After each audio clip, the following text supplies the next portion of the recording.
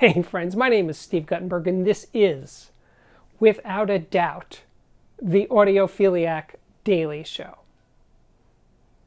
The theme of this episode is, it's your move.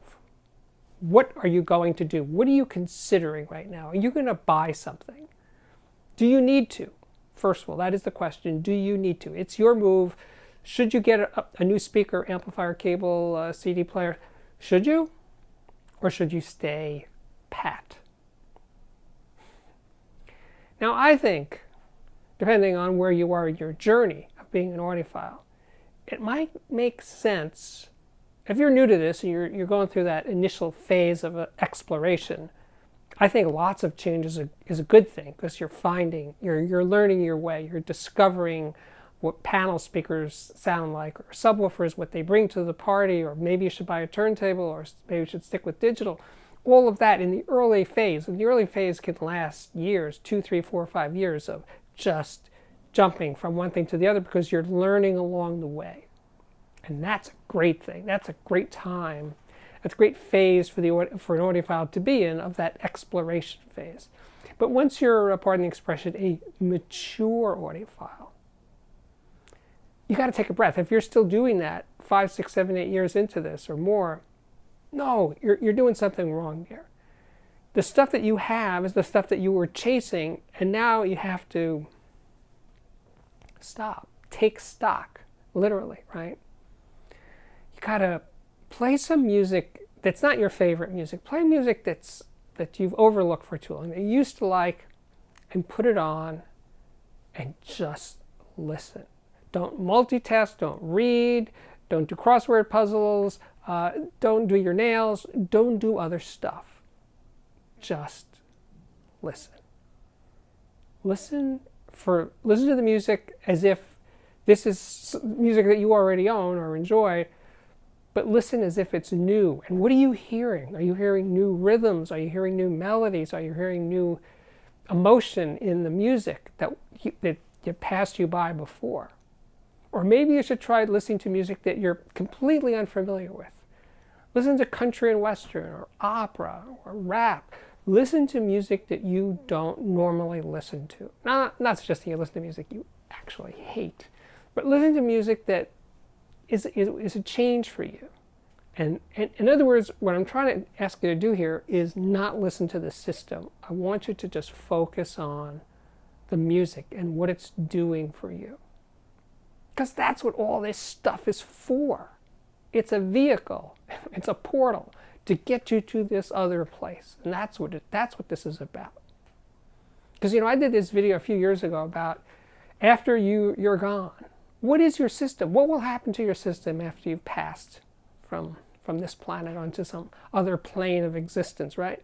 It's just a bunch of boxes and stuff and wires, right? It doesn't actually do anything. It has to be used. It has to serve the person who owns it. Other than that, it doesn't really matter, unless it's somehow valuable to somebody. But, excluding that, it's just stuff, right? They wind up in a thrift store, maybe a high-end, used site or something, but it just gets passed on to other people. So it's here right now. Be here now, as we used to say. Be here now. Use your system to its maximum. But if you're thinking about change, here's what I think you should be doing. I think you should be really focusing on what it is that you want out of music that you don't already have, or you don't have enough of those things, right? Let's say, to make it easy on me, to start, you don't have enough bass. Well, that's an easy one, right? You'd add a subwoofer. We just did a video about that. Adding a subwoofer is not only gets you more bass, but it opens up the sound stage. There's a lot of reasons to do it.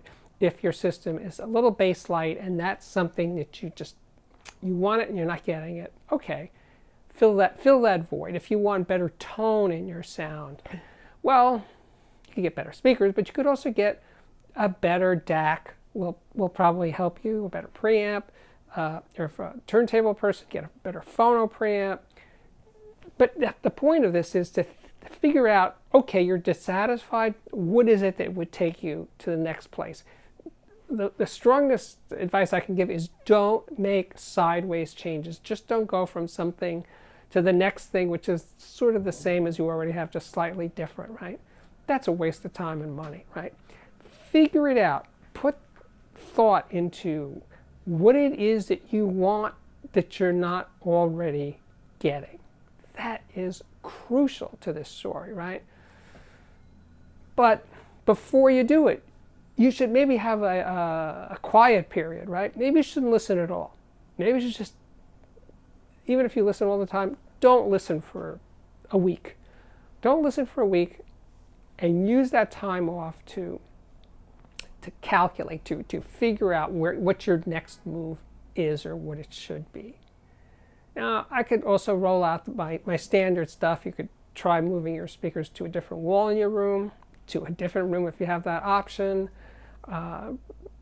Rug, no rug, carpeting, room treatments of various sorts. All of those things will make a difference and generally cost less than actually buying a new toy, right?